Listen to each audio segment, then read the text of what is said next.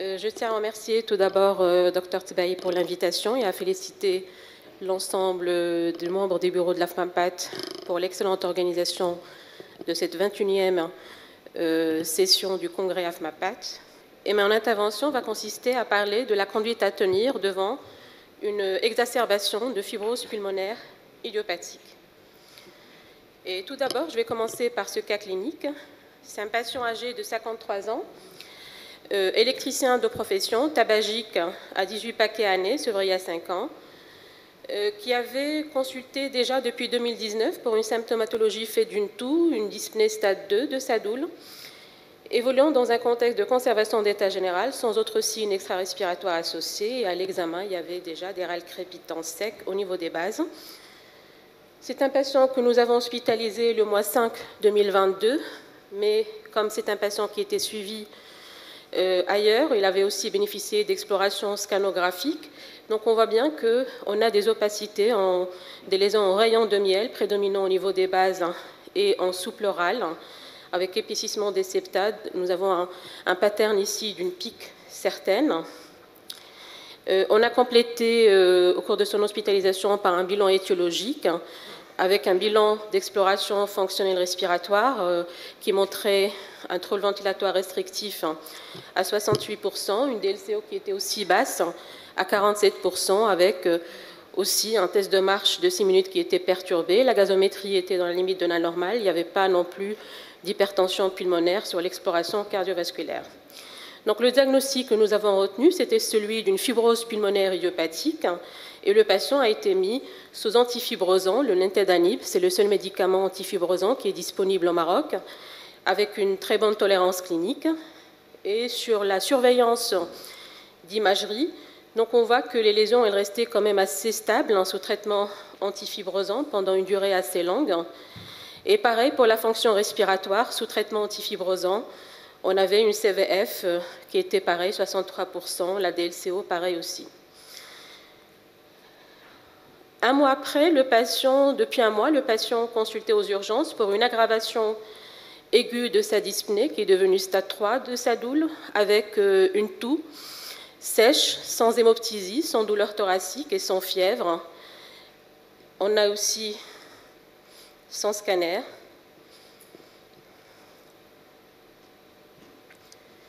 Donc, quelle est la conduite à tenir qu'on peut proposer chez ce patient-là? Donc, on voit des lésions assez récentes de verre dépoli sur le scanner récent. Donc, il est clair qu'on va dire un certain nombre de questions qu'on va se poser. S'agit-il d'une exacerbation? Est-ce qu'il y aurait des facteurs déclenchants à cette exacerbation? Quel bilan faut-il demander? Quel impact pronostic? Quel traitement proposer? Et quelles sont les stratégies préventives? Donc, un petit rappel sur la fibrose pulmonaire idiopathique. C'est une maladie chronique progressive irréversible. C'est la plus fréquente des pneumopathies interstitielles idiopathiques. Le traitement antifibrosant, il permet de ralentir la progression de cette maladie. Néanmoins, les exacerbations vont contribuer au déclin progressif de la fonction respiratoire et l'accélération du processus de fibrose. On a une survie moyenne qui est évaluée entre 2 ans et demi et 3 ans et demi après le diagnostic. Alors, on voit aussi, de par la progression, on a un profil de patient qui, la progression va être variable. On peut identifier des phénotypes de patients qui va être variable aussi. Il y a ceux qui vont progresser rapidement, d'autres, la progression va être plus modérée, d'autres plutôt accélérée.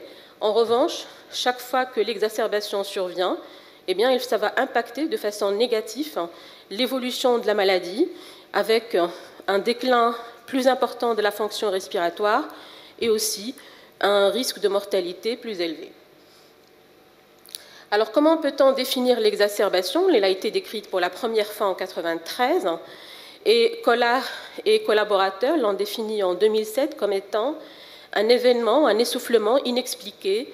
Il peut être nouveau ou aggravé au cours des 30 derniers jours, accompagné de nouveaux infiltrats pulmonaires avec l'exclusion de toute autre étiologie réversible et reconnaissable provoquant une lésion pulmonaire.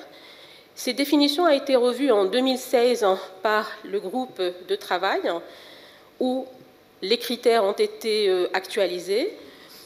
Le diagnostic de fibrose pulmonaire idiopathique peut être porté, comme l'exacerbation aussi peut être contemporaine au diagnostic. En tout cas, la présentation clinique devrait être aiguë. On aura une dyspnée qui s'aggrave en durée de moins d'un mois. L'apparition de nouvelles opacités bilatérales en verre dépoli et ou des condensations sous-rajoutées. L'aggravation qui n'est pas expliquée par une insuffisance ventriculaire gauche ou une surcharge hydrosodée. Absence d'infection objectivée par les prélèvements microbiologiques et l'exclusion de toute autre étiologie d'aggravation, que ce soit l'OAP, l'embolie pulmonaire ou un pneumothorax. Alors, qu'en est-il de l'incidence? L'incidence, on a effectivement des valeurs très disparates dans les études, parce qu'il n'y a pas non plus de consensus déjà sur la définition, ça a évolué dans le temps. Néanmoins, on peut dire que si on considérait l'incidence dans les essais cliniques, on peut voir dans celui de Richeldi de 2014, ça peut aller jusqu'à 7,6%. Dans les cohortes, eh bien, dans ce travail-là, qui a effectivement regroupé un nombre de patients plus important, eh bien, nous avons une incidence qui est évaluée à 9,8% sur un suivi de 10 ans. Qu'en est-il de la mortalité? Dans ce travail récemment publié, donc, sur une cohorte japonaise, et on voit une évolution ici de 5 ans. On compare l'ensemble des patients qui ont eu une pneumopathie interstitielle idiopathique ou qui étaient scindés en deux groupes, la fibrose pulmonaire idiopathique et la pneumopathie interstitielle idiopathique non IPF. Eh bien, on voit très bien que la mortalité est plus élevée dans le groupe des patients atteints d'IPF que les non-IPF. Et que cette mortalité, sur un suivi de 5 ans, plus de la moitié des patients décèdent dans le groupe de la fibrose pulmonaire idiopathique.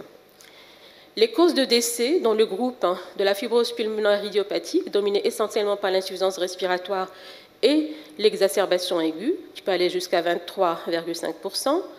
Et le deuxième groupe, les autres pneumopathies interstitielles idiopathiques, on a l'exacerbation qui représente aussi 24% de causes de mortalité. Et sur une étude plus récente, on a l'exacerbation aiguë, elle peut atteindre jusqu'à 40% de mortalité au cours de la fibrose pulmonaire idiopathique. Alors on peut se poser la question, y aurait-il un impact et aussi de voir la fréquence de l'exacerbation chez des patients qui sont sous traitement antifibrosant? C'est une étude rétrospective incluant 195 patients. Il y avait deux groupes, des patients qui sont traités par la perfenidone et le deuxième groupe par le nintedanib. On a une fréquence d'exacerbation qui peut atteindre jusqu'à presque 16% pendant la période du suivi. Et l'incidence cumulée à 1 an, 2 ans et 3 ans était respectivement de 1,6%, 7 et 10%. Le groupe des patients qui étaient sous perfenidone, le délai de survenue de l'exacerbation était un peu plus lent que le deuxième groupe, mais bien sûr, ceci est interprété avec beaucoup de précaution, étant donné la variabilité du nombre des patients entre les deux groupes et aussi le délai d'utilisation dans le temps de ces deux molécules. Ce travail assez intéressant et assez récent qui évaluait l'approche diagnostique et thérapeutique des patients avec fibrose pulmonaire idiopathique. C'est une enquête qui a été faite auprès de 509 pneumologues issus de 66 pays différents pour évaluer l'approche diagnostique. Alors, on se met tous d'accord que des patients ils vont avoir besoin d'une imagerie, dans 76%, très peu de recours au lavage, 5%, une documentation microbiologique, le dosage de dédimères dans presque 71%, le traitement des exacerbations, on a les corticothérapies injectables avec ou sans dégression dans la grande majorité des cas, une antibiothérapie aussi à large spectre associée au macrolide dans 56% des cas et un traitement anti-reflux dans 19% des cas. Et comme stratégie préventive, il y avait l'antibiothérapie dans 86%, les vaccinations, la réhabilitation respiratoire et un traitement anti-reflux dans 52% des cas. Il y a aussi un autre paramètre à voir aussi, c'est que certains praticiens prescrivaient de la corticothérapie low dose, moins de 10 mg par jour chez ces patients. Dans ce travail incluant plus de 1019 patients atteints d'une pneumopathie interstitielle diffuse fibrosante entre 2008 et 2015, le diagnostic était retenu après bien évidemment une discussion en DMD. Le groupe de la fibrose pulmonaire idiopathique était retrouvé dans 462 patients et la définition de l'exacerbation était celle de 2016. Alors, on voit qu'on a un grand nombre de patients avec IPF, avec une moyenne d'âge de 68 ans, et on a le délai de survenue de la première exacerbation. Il était beaucoup plus lent dans les pneumopathies interstitielles diffuses non fibrosantes que dans l'IPF. Donc, l'exacerbation, c'est un tournant très important à évaluer des patients atteints de fibrose pulmonaire idiopathique. Et quand on fait une analyse de ce groupe, eh bien, on voit que les patients IPF ou les autres pneumopathies interstitielles diffuses fibrosantes, une fois que c'est des patients qui sont des exacerbateurs ou qui font des exacerbations aiguës, on a une mortalité qui est importante comparant au groupe des patients ne présentant pas d'exacerbation. Alors, comment peut-on expliquer la survenue de ces exacerbations? Il y a plusieurs hypothèses qui étaient proposées. Une accélération brutale de la maladie, un ensemble d'affections occultes pathobiologiquement distinctes ou une combinaison de deux processus qui peuvent servir de déclencheur et conduire à l'accélération de ce processus fibroprolifératif sous-jacent. Les lésions histologiques qu'on retrouve au cours de l'exacerbation aiguë et qui vont se surajouter à la pneumopathie interstitielle commune, on retrouve le dommage alvéolaire dans 80% des cas, la pneumopathie organisée dans 15% des cas et des volumineux foyers fibroblastiques adjacents à une fibrose ancienne dans 5% des cas. Et dernièrement, on parle beaucoup plus du rôle de l'interleukine 17 dans la physiopathologie de cette exacerbation. Une fois qu'on a une lésion épithéliale, on a libération de l'interleukine 17 qui va stimuler les cellules T, les macrophages, les neutrophiles, les cellules dendritiques, avec libération de l'interleukine 13, du TGF-bêta, d'une activation de la matrice extracellulaire. Tout ceci va conduire à une prolifération fibroblastique et par conséquent à l'accélération du processus de fibrose sous-jacent aussi. Certainement, il y a aussi un impact en dehors du rôle génétique qu'on connaît dans la fibrose pulmonaire idiopathique. Le rôle de l'environnement est tout aussi important dans le déclenchement de l'exacerbation de la fibrose pulmonaire idiopathique. Ça a été confirmé dans cette cohorte COFI qui incluait 192 patients dont l'objectif c'est d'évaluer l'impact de l'effet d'ozone, de dioxyde d'azote et des particules ou les nanoparticules sur l'histoire naturelle de la fibrose pulmonaire idiopathique, avec comme critère de jugement principal, c'est la survenue de l'exacerbation et la mortalité, avec un suivi moyen de 35 mois. Eh bien, on a pratiquement 21% des patients, ils ont fait une exacerbation, 46,9% ils ont progressé, et 56,8% des patients sont décédés. Le risque était significativement corrélé à la concentration d'azote dans l'environnement. Une concentration élevée de plus de 10 microgrammes par mètre cube correspondait à une augmentation de risque de 47%. On remarque aussi une grande variabilité saisonnière avec un taux d'exacerbation des patients, on les voit beaucoup plus au mois de décembre, avril, mars et en février, ce qui suggère l'hypothèse infectieuse, d'autant plus si les patients sont mis sous corticoïdes. En revanche, on peut dire aussi que les facteurs favorisants qui sont rapportés dans la littérature, on retrouve le terrain, donc est-ce qu'il y a ou pas des comorbidités sous-jacentes, la sévérité de l'IPF, qui est jugée par la CVF, la DLCO, la saturation, le score GAP, on le verra tout à l'heure, la présence ou pas d'hypertension pulmonaire, l'aggravation de la fibrose pulmonaire avec une diminution de la capacité vitale de plus de 10% à 6 mois et présence ou pas d'exacerbation antérieure. Les facteurs déclencheurs, ça pourrait être l'hypothèse infectieuse, la pollution, le reflux, la chirurgie ou la fibroscopie aussi avec le lavage bronchiolo-alvéolaire. Dans cette étude multicentrique rétrospective japonaise, où on comparait le résultat de prise en charge de deux cohortes distinctes, une cohorte d'un centre et une cohorte externe dite de validation. On a la fibrose pulmonaire idiopathique, elle est enregistrée chez 317 patients. Et un score a été établi en évaluant la présence ou pas de lésions de rayons de miel, l'âge plus de 75 ans, un taux de LDH supérieur à 222 unités internationales par litre, et ça a été stratifié selon 2 grades. Il y a le 0, le 1, supérieur ou égal à 2. Un suivi a été fait à 1 an, 2 ans, 3 ans, 5 ans et 10 ans. On remarque que pratiquement le risque de survenue ou l'incidence d'exacerbation est le plus important pour les patients qui ont un score HAL à 3. Et l'analyse du sous-groupe de ces patients, c'est-à-dire en évaluant les patients qui ont une fibrose pulmonaire idiopathique, les autres pneumopathies interstitielles diffuses, c'est pareil. Les patients avec une fibrose pulmonaire idiopathique sous traitement antifibrosant versus des patients qui ne sont pas sous traitement antifibrosant, pareil, donc on retrouve que des patients qui ont un score supérieur ou égal à 2, ils avaient un risque plus important de faire une exacerbation et le délai de survenue de l'exacerbation était plus important dans le groupe des patients traités par rapport au groupe des patients non traités par rapport au groupe des patients traités. Alors, pour proposer un algorithme de prise en charge de diagnostic d'exacerbation, alors on est devant un patient qui présente une détérioration rapide de sa fonction respiratoire. Il est symptomatique. Il faut se poser la question, s'agit-il d'une cause extraparenchymateuse identifiée? Si oui, il faut envisager d'autres diagnostics, un pneumothorax, une pleurésie ou une embolie pulmonaire. Sinon, il faut regarder s'il y a présence ou pas de nouvelles opacités en verre dépoli sur le scanner ou des foyers de consolidation. Si oui, effectivement, on est devant une exacerbation aiguë. Et là, on peut identifier plusieurs facteurs déclencheurs, comme l'infection, comme une intervention chirurgicale, une toxicité médicamenteuse. Parfois, l'exacerbation aiguë peut être idiopathique.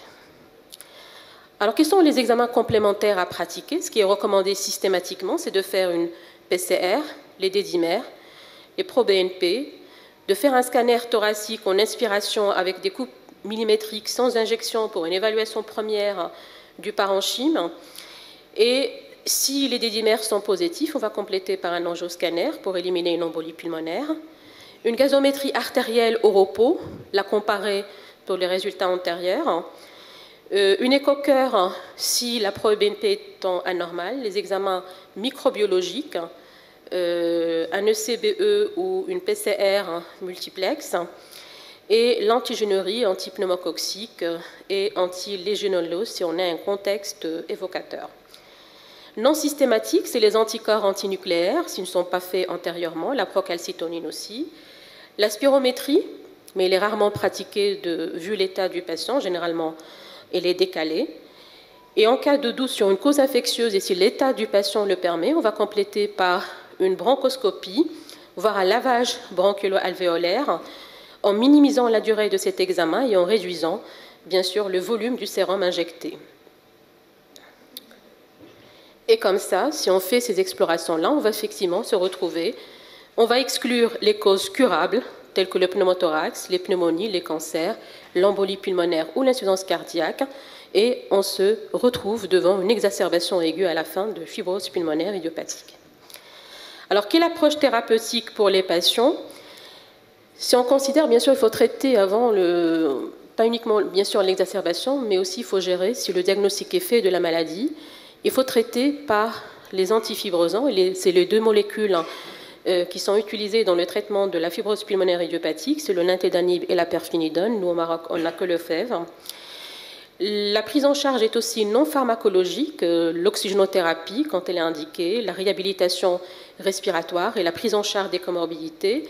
Et puis, il faut assurer un monitorage des patients pour juger de leur progression, une évaluation à 4 ou 6 mois en fonction du profil des patients, et puis gérer les exacerbations par la prise en charge des corticoïdes et inscrire les patients sur les listes de transplantation pulmonaire. Alors, la place de la corticothérapie, elle est très controversée, mais elle est aussi largement utilisée. Par contre, on pourra effectivement identifier des profils des patients qui peuvent ne pas effectivement avoir un bénéfice par rapport à la corticothérapie. On n'a pas de consensus sur le schéma d'administration de la corticothérapie. Est-ce que il faut la démarrer, l'arrêter progressivement ou pas? Je partage avec vous le schéma thérapeutique proposé dans l'essai Hexafip. Donc on peut effectivement commencer par la méthylprednisolone, 10 mg kg jour. On peut aller jusqu'à des bolus sur 3 jours, puis la prednisone, 1 mg par kilo et par jour pendant une semaine, 0,75, puis on réduit à 0,5, 0,25 et 0,125 jusqu'à 6 mois. Donc on a une dégression progressive. Au cours de l'hospitalisation, bien sûr, des patients ils sont mis sous anticoagulants à dose préventive, la prophylaxie contre le pneumocystis jirovecii, une antibiothérapie large spectre en cas d'hospitalisation et bien sûr la prévention de l'ostéoporose cortico-induite et des effets secondaires de la corticothérapie systémique. L'utilisation des corticoïdes est justifiée devant la théorie inflammatoire, la gravité et l'absence d'autres alternatives. Dans l'essai Hexafip, il a testé l'efficacité du cyclophosphamide dans la prise en charge des exacerbations. C'est des patients qui sont aussi sous corticoïdes. Le critère d'évaluation, c'était la mortalité à J30. C'est un essai double aveugle contre placebo mené sur 35 sites en France entre 2016 et 2018. 120 patients ont été randomisés. Le cyclophosphamide a été administré à la dose de 600 mg par mètre carré, puis il y a eu une randomisation stratifiée en fonction de la gravité de la FPI. Et le critère d'évaluation principal, c'était la mortalité à 3 mois. Donc le bras traité par le cyclophosphamide, on avait une mortalité plus importante que dans le groupe placebo, 45% versus 31%. Même résultat a été retrouvé après ajustement sur la gravité de la FPI. Il y a la thrombomoduline soluble humaine recombinante par ses propriétés anticoagulantes et anti-inflammatoires. Elle a été aussi utilisée dans les exacerbations. Les résultats montraient une amélioration de la mortalité, toutes causes confondues, mais c'est aussi interprété avec beaucoup de précautions, vu le nombre et l'échantillon dans ces travaux. J'arrive à la fin, j'ai besoin juste d'une minute, s'il vous plaît. Il y a l'essai Strive IPF, le rationnel d'utilisation de rituximab, les échanges plasmatiques et les immunoglobulines injectables. C'était la présence d'une dysrégulation immunitaire avec une production d'auto-anticorps qui pourrait favoriser la progression de la fibrose pulmonaire idiopathique et le développement d'exacerbations aiguës. Et c'est un travail un essai qui est en cours d'étude et on aura les résultats dans quelques mois. Les antifibrosants, oui, ils permettent de ralentir la progression et de réduire le risque d'exacerbation. Quand on voit l'essai ici Tomorrow, donc on a le nintedanib 150 mg double dose permettait une réduction de 84% de risque d'exacerbation aiguë. Dans les essais Impulsis 1 et 2, les résultats poolés, on montre aussi dans le groupe traité, il y a une réduction de 68% de risque d'exacerbation et de 30% de réduction de mortalité, toutes causes confondues, dans le groupe des patients traités par les antifibrosants. Pour les patients qui nécessitent des soins palliatifs, l'American Thoracic Society et European Respiratory Society recommandent la prise en charge des patients en milieu ambulatoire. Y aurait-il des facteurs pronostiques? Oui, donc il y a le GAP. Je rappelle ici rapidement, le GAP c'est un score composite. G c'est le genre, H et les paramètres physiologiques du patient. Et on considère que des patients GAP1, ils ont un meilleur pronostic que les GAP2 et GAP3. Je reviens à ce travail. Donc on retrouve que le GAP1, ils ont une meilleure survie. Les patients, un autre facteur pronostic, c'est la fonction respiratoire. Une capacité vitale qui est moins de 56% est un facteur de mauvais pronostic. Les patients hypoxémiques, c'est aussi un autre facteur pronostic, et la sévérité de l'exacerbation aussi. Dans ce travail américain, on retrouve aussi que la survenue d'exacerbation, le déclin de la capacité vitale sont associés à une mortalité accrue dans la fibrose pulmonaire idiopathique. La sévérité d'exacerbation est aussi une cause de mortalité, et on remarque que les patients qui sont pris en unité de soins intensifs, on a un taux de mortalité qui est variable entre 20 à 30%. En revenant à notre cas clinique, on a fait un bilan biologique qui était normal, une CRP qui n'était pas très accélérée. Le bilan microbiologique était négatif, des ProEB négatifs, et sur le scanner, effectivement, on remarquait quelques foyers de verre dépoli, et non, effectivement, c'est compatible avec une exacerbation aiguë de fibrose pulmonaire idiopathique. Le patient a été mis il était déjà sous traitement antifibrosant, on a continué le traitement antifibrosant, une corticothérapie injectable avec une dégression à 3 mois, un traitement préventif anticoagulant et